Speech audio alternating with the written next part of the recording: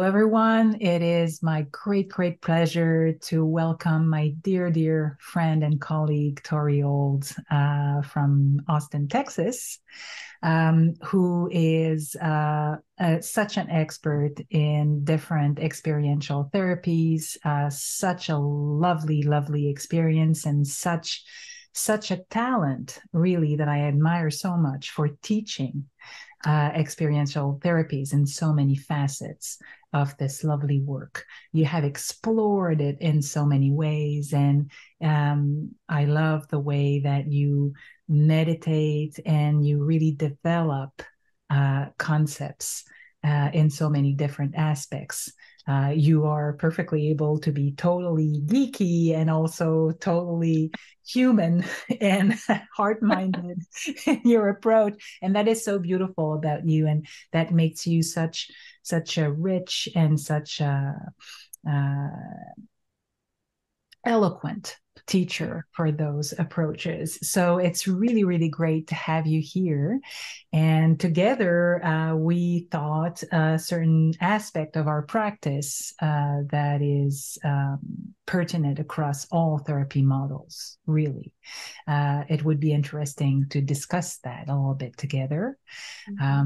And so, given that you have a very integrative approach with experiential therapies, and you take elements from a whole array of experiential therapies to apply the therapeutic reconsolidation process. And like we said, one of the key elements of this framework is to be able to trigger the mental models or schemas that the clients want to transform in order to discover and integrate them by rendering them explicit both for the therapist and the patient. But also one has to always work within the window of limbic tolerance in order to create an experience that will be just intense enough that you are actually working on something, but not so intense that the nervous system is in survival mode. Because as the nervous system is surviving the experience the therapist is creating, it will most probably not allow the process to happen because it would involve spending too much resource to regulate itself back to homeostasis, among other reasons. So how does your integrative experiential approach allow you to actually achieve this in therapy? Thank you for that wonderful question. Yeah, I thought I guess one of the short answer would be mindfulness, but I thought we could have a really interesting conversation. I would love it to be back and forth, because even as you were describing it, you think of it a little bit different. I was like, oh, resource. I hadn't thought about that. Like, let's talk about that, but if I were, I actually quote from a friend of mine, Julianne Taylor Shore, said something to me one time that it stayed with me, which she said, in some ways, the foundational magic, the goal, of a therapist, their job, the trick, is to sort of open the file and stay regulated. Now, obviously, we have to do a disconfirmation, and there's other things, there's next steps.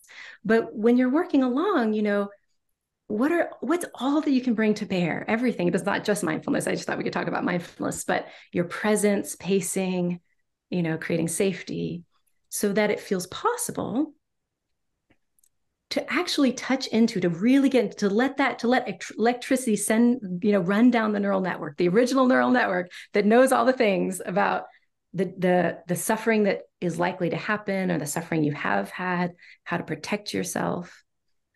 It's basically what happens. We're wanting that same neural firing pattern that is aligned to when we're triggered. It's like that when we're doing our thing, when we're needing to go get a drink or doing our thing, we're purposefully bringing it online now. But we don't want to just be triggered, because then that's just us in our triggered normal state. If we're in the grips of it, if we're dysregulated, basically, if we've gone outside our window of tolerance, if our neocortex or what, if we've lost enough integration, then it's going to be difficult to work with that therapeutically. So it's always just a bit of a dance of like kind of close, but not too close, and close, but with some space around it. And it was just occurring to me as I was writing this other kind of video series for my YouTube channel just about experiential therapy in general. You know, its history and where we came from and what's unique about compared to analytic or CBT for that matter, and all those things. And it was striking me as like, you know, we use mindfulness really differently than anyone, you know, ever has, maybe, you know, I'm sure that's not true, but certainly differently than it's used in, you know, third wave CBTs that use it beautifully, but they're using it as a regulation tool only, I think, from my understanding. It's like, let's bring mindfulness on because you know, it brings on the middle prefrontal cortex. It's soothing, it regulates. It's a way to sort of turn down, to sort of dampen some of the signals from the limbic, you know, subcortical brain, to say like, okay, like, oh, I hear you, but we're turning it down. Or maybe it's not even I hear you, but we're turning it down. I think it's just we're going to turn it down, you know. And that's fine. That's great.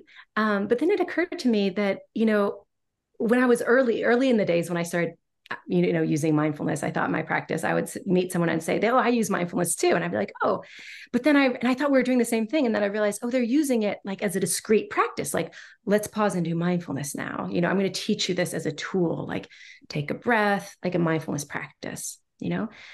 And that's, again, nothing is at all amiss about that.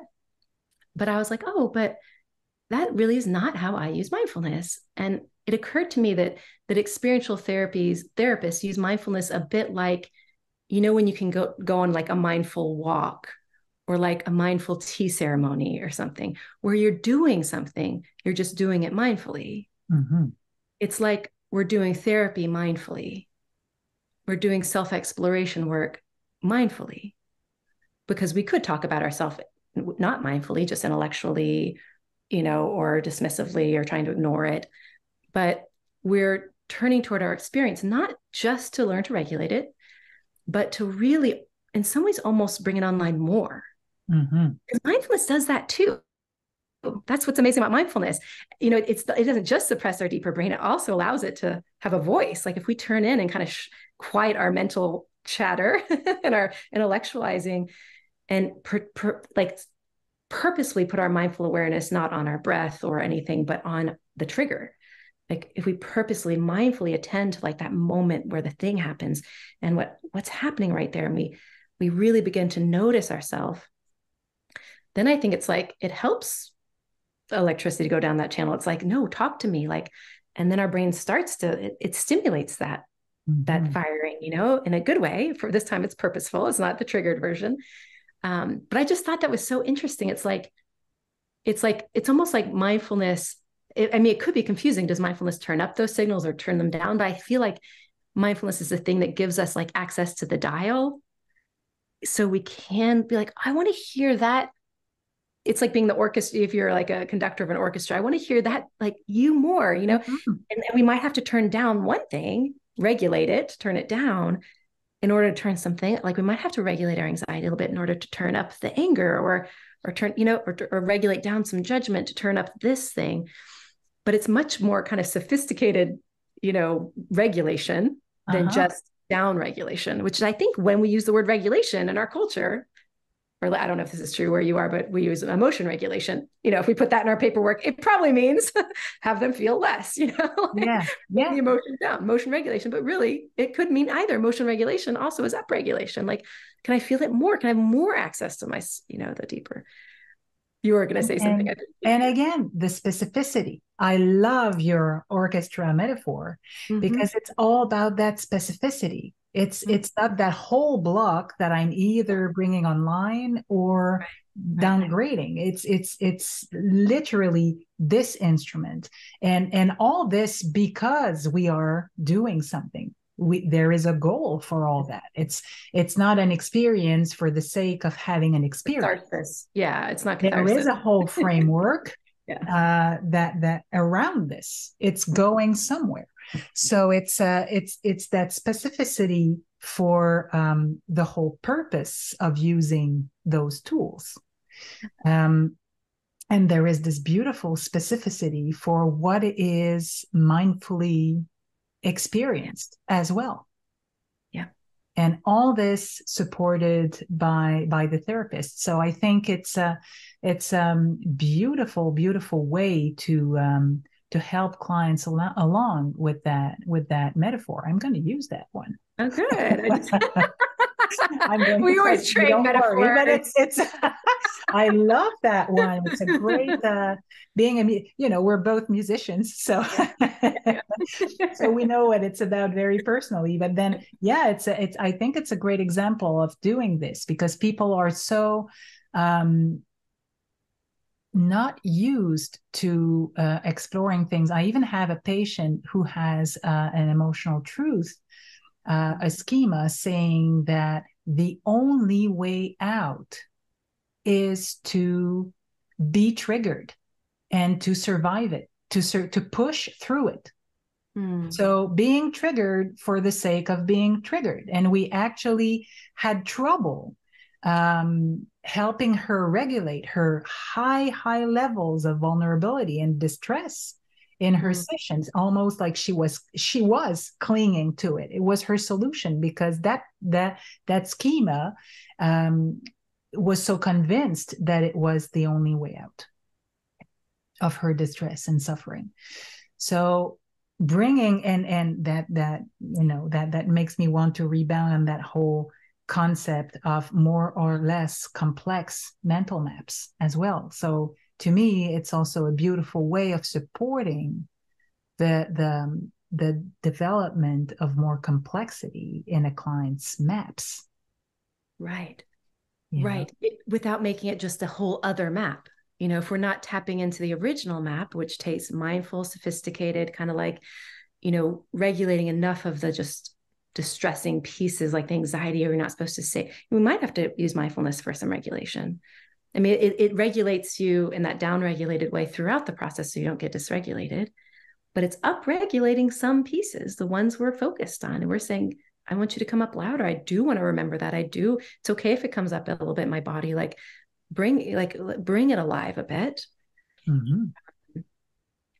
But because we're doing it mindfully, sort of intentionally, and we have that observing distance, then we can say, okay, I'm hooking into the right map by bringing it on.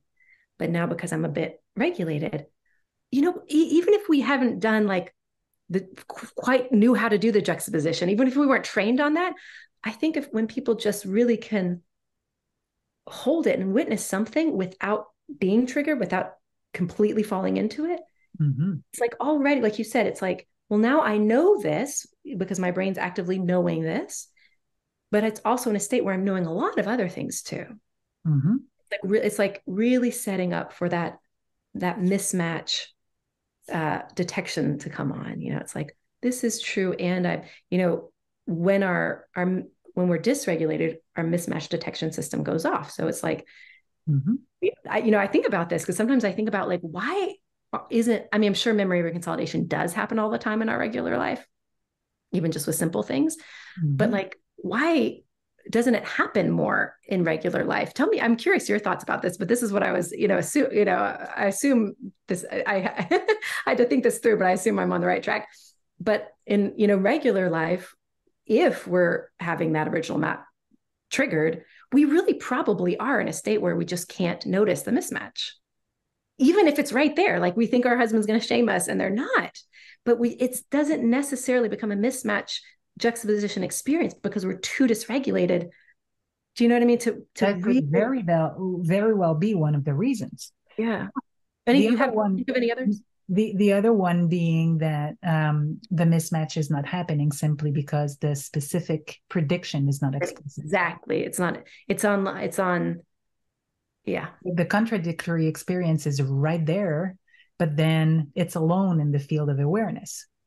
The prediction doesn't bump into the contradictory material. Yeah. And so it has to be triggered by a third party. Yeah. Yeah. We're really that's our job, is to say, how do we get these two dance partners to dance? They're shy. They're on the other sides of the room. Can we, okay, we can find you. You're there in the crowd and we can find you. Just a new that one came to me just now, but the way you described it was it reminded me of that. It's okay, like we can orchestrate that meeting. But life doesn't, it's funny. You would think it would just happen all the time in life, but it's not quite easy for it to happen on the fly. Yeah, especially knowing that we only have such a limited window of opportunity to make this happen, or else it's lost. It's going to be reconsolidated without transformation in its original state. Yeah. And one thing in supervision that I have observed doesn't come up enough is that whole notion of the specific predictions about the experience of being triggered.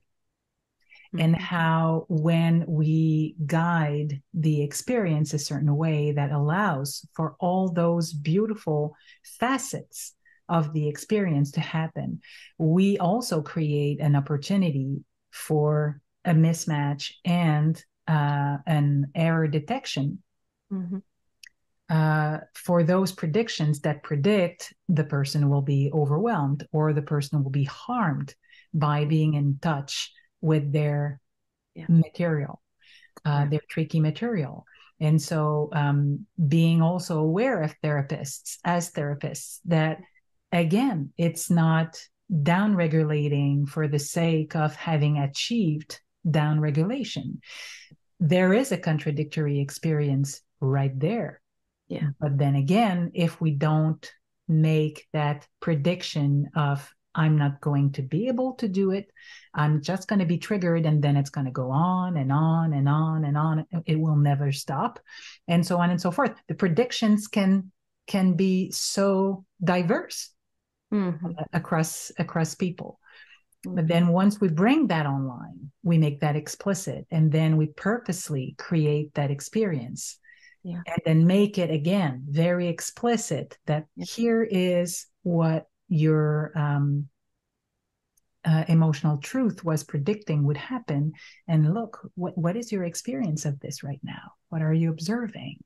And that in itself can be so transformative and facilitate our process from then on in therapy so much. So I just did last week finished just a 3-part series on ADP, accelerated experiential dynamic psychotherapy, which is an emotion-focused model. And the last video I did around emotional processing and memory reconsolidation, and the different kinds of schemas that are often undone, like I can't handle it, emotion is shameful, it's going to overwhelm me, or I'm fundamentally alone. I think there's a lot of undoing of core aloneness schemas when someone really is with us and tracks us through, is curious about our emotional experience and wants to know it.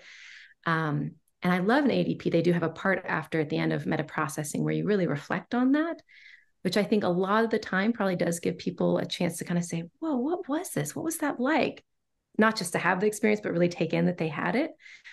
But the only part that I suggested, I was like, well, it would be really easy just to add in that meta processing moment. Was this what you expected? It's a very easy, yes, it could happen anyway. And it's right for that kind of juxtapositions to be kind of naturally happen. But if you're there and you're meta processing, you're noticing, oh, that felt so good to feel that actually was not, wow. I mean, sometimes people naturally say, wow, that's really surprising. That's not what I thought. But if they don't, then you can say, starting off, when you were hesitant and you weren't letting yourself go to this, what did you think would happen? And then you can say, and look what really did happen. That's what I love about, what we've learned from Bruce and, of the magic of that moment, that juxtaposition, because you can, when you have that in mind, there are many techniques. Like, for instance, there's many techniques that help you activate the original knowing while staying regulated. IFS is another great one and I did a series on that too, because I think that's a brilliant methodology for what they would call unblending. It's here, it's with us, we're talking to it, we're activating it, and I'm not it. I'm not identifying with it, I'm myself, and this is just a part. So all the different therapies have different kinds of ways of like bringing the online, staying regulated. But I do think, and I think they even have ways to begin to try to, without knowing it, they were unconscious, they were setting up moments where juxtaposition could happen, but because it wasn't like so intentional, I think the knowing it now, we can just be a little bit more intentional about it, as we're doing many different wonderful experiential therapies. Yeah. Okay. All right. Well, Well, thank you. there are so many things more that we could develop on this topic. And maybe we will. Who knows? Who knows what the future holds? But most certainly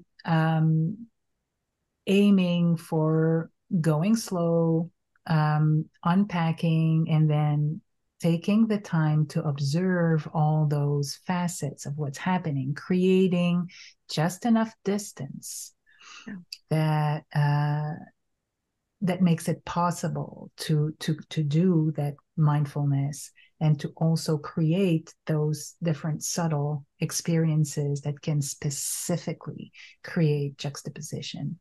I'm sure we can all boost our practice just being mindful about that and finding ways to use our preferred tools to put that in action. Certainly. So thank you so much for sharing your knowledge and your wisdom with us, in the beautiful way that you have of presenting this. And hopefully we can do that again in the near future. Appreciate it, Sophie. It was a wonderful talk with you. Take care.